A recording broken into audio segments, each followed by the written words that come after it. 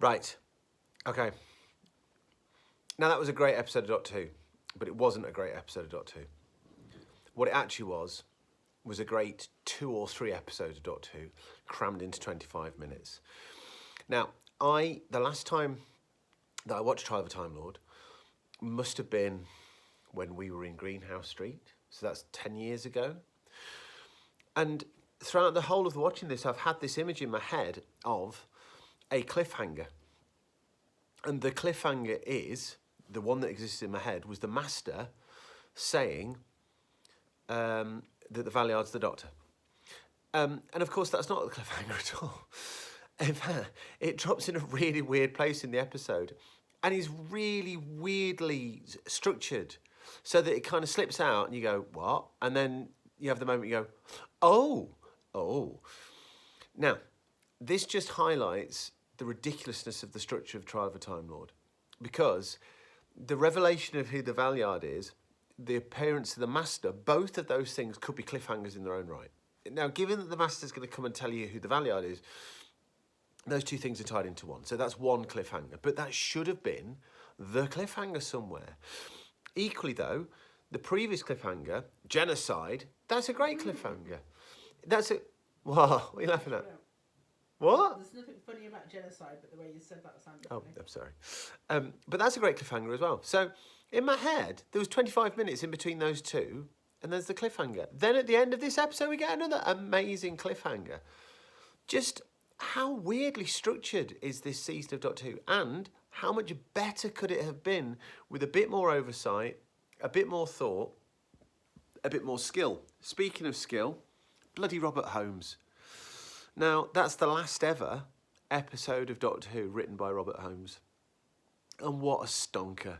I mean, yes, it is a little bit greatest hitsy, because we've got silly bureaucratic Time Lords and psychodrama of the... Psychodrama, that's a thing, isn't it? Psychedelic. Anyway, dreamlike madness of the Matrix, which is basically... It's Deadly Assassin, isn't it? And that's fine, because it worked so amazingly well the first time. Why not do it again? And our Baker this time around, I think, holds up his part in the bargain. I really do think that this episode, if you needed evidence that CB was a Doctor worth talking about, this is the one. And the other thing that's worth saying is, oh my gosh, pair him with Glitz. Give him and Glitz a season together. There's money in that. Absolutely spectacular. That partnership, you could have run with that. They could have made a hell of a pair. What a shame that wasn't mined a little bit more. And listen, I'm being resolutely positive about Mel, because there's nothing but Mel love in the world at the moment, and quite right too. But I do think that in this situation, with the principal actors that you've got around her, it does highlight that Mel is a little bit pitching her performance wrong. Bonnie Langford isn't quite nailing where she needs to be here. With the Vervoids, it worked. It was okay. But put her against Linda Bellingham and Michael Jaston, and Ainley, to be fair, and suddenly her performance is just, it's not quite zinging. But that's fine. We're going to let that go. What goes on in this episode, though, is absolutely brilliant. Yes, it's just, you know, it's stuff of nightmaresy type stuff, but it hangs together and it moves, and all of a sudden we've got a propulsion to the courtroom stuff, by leaving the courtroom stuff, of course. Who couldn't have seen that coming?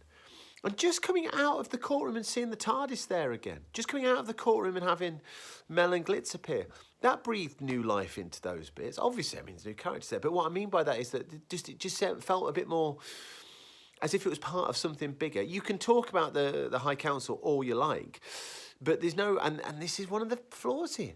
I want a representative of the High Council there. I want Councillor Flavia, the Doctor can shout at Councillor Flavia. No point shouting at the Inquisitor. What the chuff's she going to do? You know, the fact that there's distinctions between these people in Time Lord society doesn't make sense, because we don't see them. It doesn't... The whole explanation of Ravlox was a little bit buried as well, but that's fine. That's fine. But it does also just... It just also highlights... What's up, Dusty? Dusty wants to say that she thinks Mel's really annoying. Okay. She's far too wholesome. I like wholesome. There's nothing wrong with wholesome. What was I saying? I was saying something of great importance. Oh, yeah.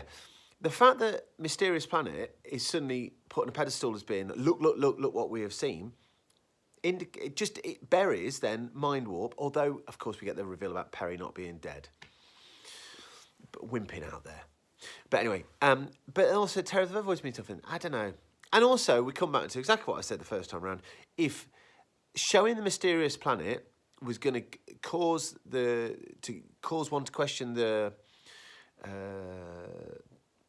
behaviour of the High Council, then why show it? There's enough examples in the Doctor's past where he's pratted about and got involved and caused all the problems. So anyway, there we go. But listen, this is nitpicking. This is the standard that this whole season needs to be at.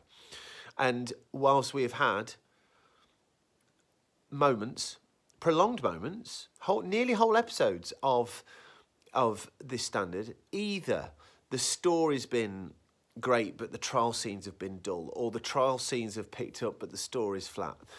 And this is the most consistent, that the whole season's been. But there we go. One more Colin episode. I feel funny about that. I'll not. And then all the others, of course, that Colin's in. No spoilers, Daddy.